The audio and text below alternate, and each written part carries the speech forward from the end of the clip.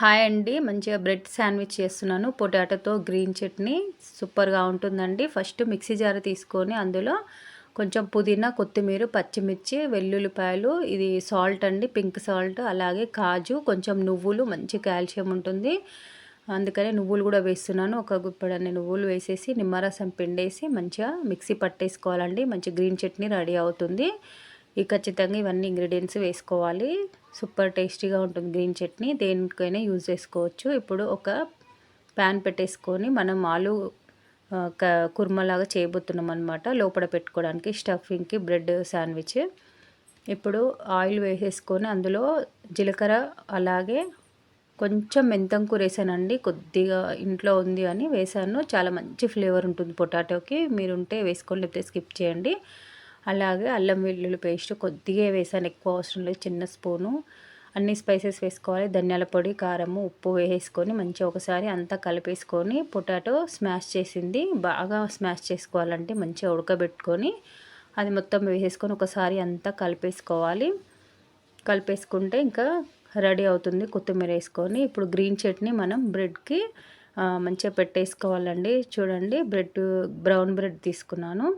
Brown బ్రెడ్కి మంచి ఇలా మనం డైట్ చేసేటప్పుడు ఇలా హెల్తీగా చేసుకోవచ్చు, చాలా బాగుంటుంది. మొత్తం మంచిగా స్ప్రెడ్ చేసుకోవాలి బ్రెడ్కి.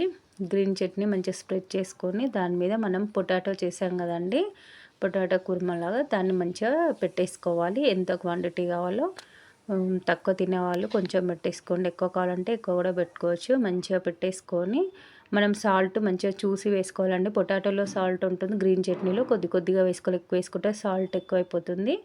ఇప్పుడు మొత్తం మంచిగా స్ప్రెడ్ చేసుకొని దాని మీద మంచిగా టమాటో, ఆనియన్ స్లైసెస్ పెట్టుకోవాలండి. ఇలా పెట్టుకొని దాని మీద మళ్ళీ కొంచెం చిల్లీ పౌడరు, కొంచెం ధనియా పొడి వేసేసుకోవాలి. కొంచెం అవి టేస్టీగా ఉండడానికి, చప్పగా లేకుండా. మళ్ళీ బ్రెడ్ పెట్టేసాం కదా, దాని మీద ఇంకో బ్రెడ్ స్లైస్ పెట్టేసేసుకొని మనం ఇప్పుడు శాండ్విచ్ మేకర్లో పెట్టేసుకోవాలి. బటర్ పెడుతున్నాను. మీకు ఆయిల్ అయితే ఆయిల్ పెట్టుకోవచ్చు, లేకపోతే గీ కూడా పెట్టుకోవచ్చు. బటర్ ఉందండి ఇంట్లో, బటర్ నేనే చేశాను ఫ్రెష్గా.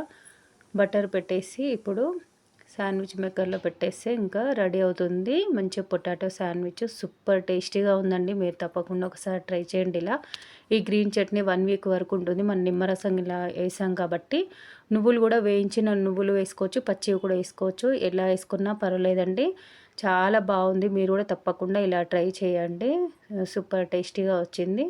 ఒక్క బ్రెడ్ తింటే ఇంకా స్టమక్ మంచిగా ఫిల్ అప్ అవుతుంది, చాలా బాగుంటుంది. ఈ వీడియో నచ్చినట్టయితే లైక్ చేయండి. Bye friends.